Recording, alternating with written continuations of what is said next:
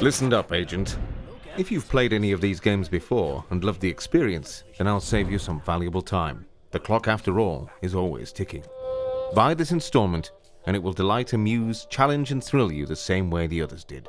Go get it, and start playing it now. You'll love it. Ah, I see that you're still here. Probably want a bit more detail about the mission before pitching yourself headlong into this risky business. Well, fair enough. Here's the briefing proper. I Expect You to Die 3, Cog in the Machine, is the latest installment in the series by Schell Games, a dependably solid developer who have a very good handle on what constitutes a solid VR title. Just like the other I Expect You to Die games, it's a puzzle-based escape-the-room type of affair, which you're expected to play seated, interacting with the levels by the means of a nifty virtual telekinetic implant, which allows you to grab, manipulate and freeze items in place while you work out how everything fits together. It's a very well-wrought and designed system which feels intuitive and right, and has remained largely unchanged since the first game. Two things really define this series for me. The first being the satisfying and clever puzzles, which are beautifully realised and a pleasure to mess about with. The second is the setting, a really likeable 60s retro but current James Bond parody, which also pulls in aspects of all the other well-loved parodies of such things, like Austin Powers' Despicable Me and Get Smart. Perhaps of all the possible influences it channels, The Avengers is the most apt of all. The wonderfully wry 60s TV series, not the unrelated, modern, superhero, extended cinematic universe shite that bears the same name. There's a joyous confidence to the whole thing, from the voice acting to the utterly wonderful Bond-style intro sequence and the bombastic theme song, which puts a lot of actual Bond efforts to shame. Honestly, A Cog in the Machine features the best VR credit sequence yet, even compared to its sister games, and the song is a classic. The setting and atmosphere are absolutely crucial to what makes these games sing so beautifully, and it's safe to say that Schell haven't put a foot wrong here. The spy game environment may have a cuddly, stylized feel, but there are some outlandish, sudden and shocking player deaths, as you may expect from the title. This will really be the only bone of contention here for some players. The puzzles are superbly designed. You start every level with no real clue what you should be doing, and the game centres around reaching an understanding of each setting and the objects and gadgets within. While you're doing that and being made to feel very clever when you start to comprehend, there will be moments when you will do something that will lead to you dying quite a bit.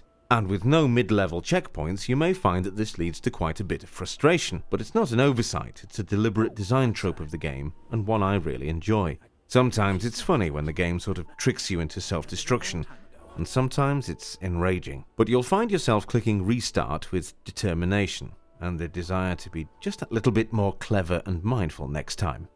The feeling of reward when you perfect a level is immense because it's been so hard won. Don't think that because the game plays as a seated escape room style affair that it won't have thrilling action sequences, because it does. No spoilers here, but some of the levels will have you grinning at the clever way they weave that spy action into the game's structure. It's truly excellent stuff. There's not much more I can say about I Expect You to Die 3 without spoiling something. And there's very little I feel I can criticize about it because it does everything it sets out to do with style and finesse, and for the core audience that love these games, it's more high-quality spy puzzle action that manages to have both a lovely sense of humour and a genuine sense of danger. There are no doubt some people who might say, it's still just like DLC for the first game.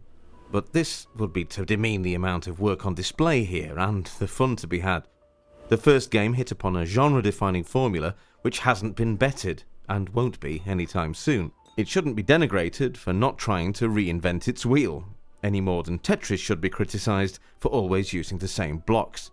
I Expect You to Die 3 is a lovely Swiss laser watch of a game that absolutely will not disappoint. We recommend it from the soles of our knife-concealing patent leather shoes to the razor brims of our bowler hats.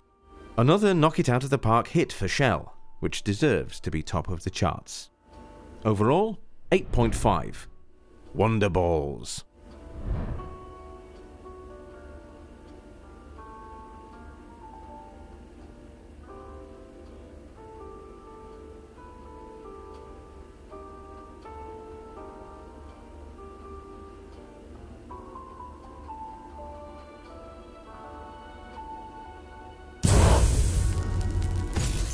Hey, no, that's too many logs. You're gonna burn the place down.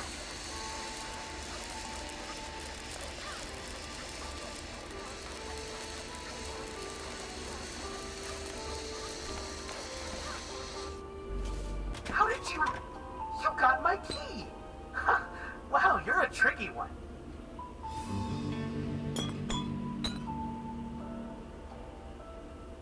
Whew. Glad that's over. Oh, by the way, I'm a butler. Pleased to meet you.